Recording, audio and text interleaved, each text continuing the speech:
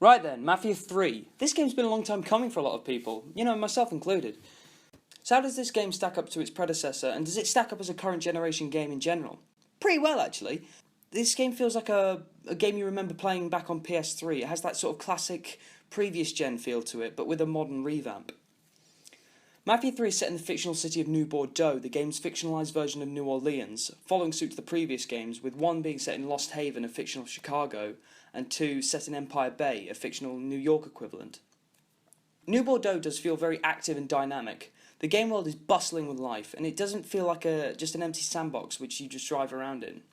Hangar 13 has done a great job in making you feel like you're in the south of America in 1968. The map is split up into 9 different districts, and each have a very diverse look and feel, from downtown to the iconic French Ward, which you can run about in during Mardi Gras, and the Bayou, which, if Lincoln's feeling particularly morbid, you can act out a more regionalised version of the phrase, feeding them to the fishes. And by fishes, I mean crocodiles. So many bloody crocodiles. However, speaking of Lincoln, you play as Lincoln Clay, a biracial character and a former member of New Bordeaux's Black Mob. He returns from Vietnam and gets mixed back up in the world of crime after he is betrayed by some people and ends up on a revenge mission to take down the mob in New Bordeaux by building up his own criminal empire. Think of him as a mix between Marvel's The Punisher and Kingpin, 2 polar opposites, but you get the idea. There are some technical issues that hold this game back from being truly spectacular on next gen.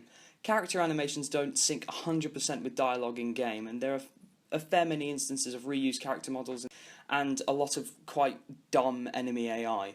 But in cutscenes, the game is truly fantastic. The story is a fairly paint-by-numbers revenge plot with some extra twists and turns along the way, but extremely enjoyable nonetheless, with some clever dialogue and characters that actually bounce off one another.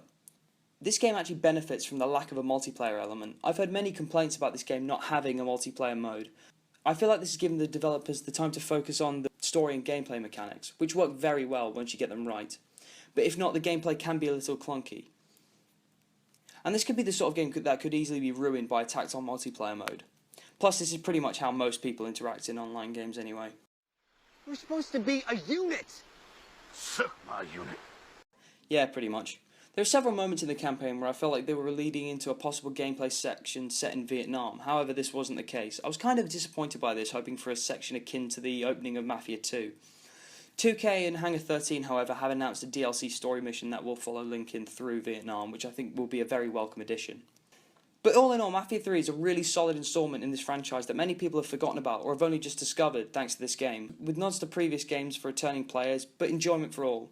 A fair many technical issues are holding it back, however, but I feel like with some software updates down the line, it will mend these issues. This is what I'll say for Mafia 3. I will say definitely go give it a look, or wait till they've released a few software updates down the line. Maybe wait a couple of weeks at most. Thanks for watching, and if you enjoyed the video, give it a like and subscribe. And let me know in the comments and on Twitter what you'd like me to review next. Even if you want me to review anything next, this could probably just sync after the first video or something. Anyway, thanks everyone, I'll see you next time.